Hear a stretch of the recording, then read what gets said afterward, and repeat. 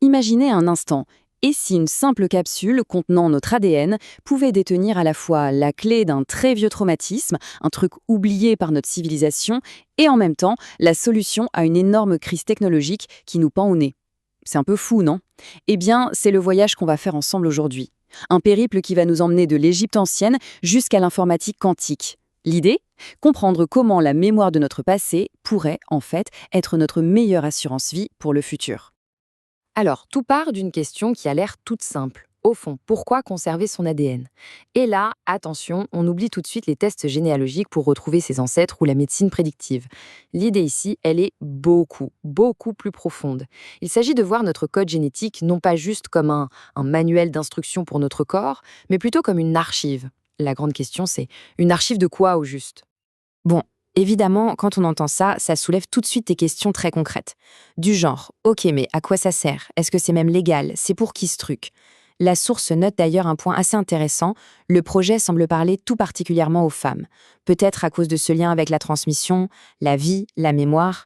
Mais en réalité, toutes ces questions pratiques, c'est juste la porte d'entrée. Derrière, l'enjeu est bien plus grand. Et là, on arrive à la distinction fondamentale. Le but, ce n'est pas de séquencer son ADN aujourd'hui. Ça, la source considère que c'est presque récréationnel. Pourquoi?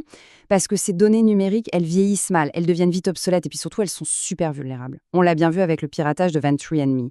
Non, le véritable enjeu, c'est de conserver la matière première, le hard copy biologique si on veut, pour que les technologies de demain bien plus puissantes puissent y lire une histoire beaucoup plus complète et de manière bien plus sécurisée. Mais attention, cette vision purement technologique, ce n'est que la partie visible de l'iceberg. Pour vraiment saisir le pourquoi du comment de cette conservation, il faut faire un bond en arrière. Mais alors un très, très grand bond. Parce qu'avant d'être une sauvegarde pour le futur, notre ADN serait en fait la clé d'une mémoire. Une mémoire que notre civilisation aurait violemment refoulée. Alors, au cœur de cette théorie, il y a un événement historique bien précis, la révolution monothéiste d'un pharaon, Akhénaton.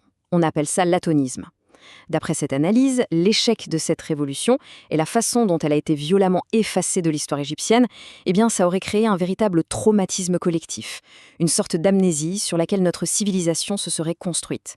Et donc, conserver son ADN, ce serait un peu comme faire un premier pas pour retrouver les traces de cette mémoire perdue et peut-être commencer à la guérir. Alors, on imagine bien qu'assembler un puzzle théorique aussi vaste, ça ne s'est pas fait en un jour. Il a fallu pas moins de 87 webinaires pour construire toute cette vision. 87.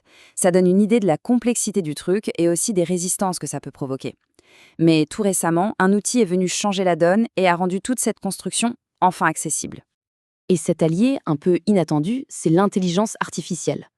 Attention, elle n'est pas présentée comme une solution miracle qui pense à notre place, mais plutôt comme l'outil qui est devenu indispensable pour naviguer dans cette théorie immense et surtout pour la rendre enfin compréhensible.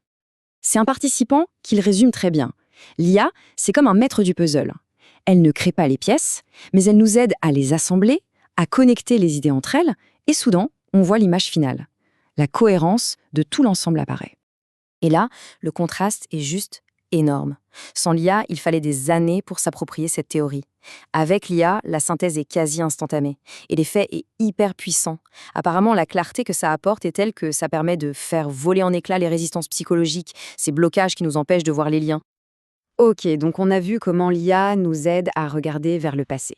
Maintenant, on fait un virage à 180 degrés et on se tourne vers le futur. Parce que cette théorie, elle ne fait pas que regarder dans le rétroviseur. Non, elle formule aussi ce que la source appelle une petite prophétie. Une prophétie sur une menace imminente qui pèse sur l'intégralité de notre monde numérique.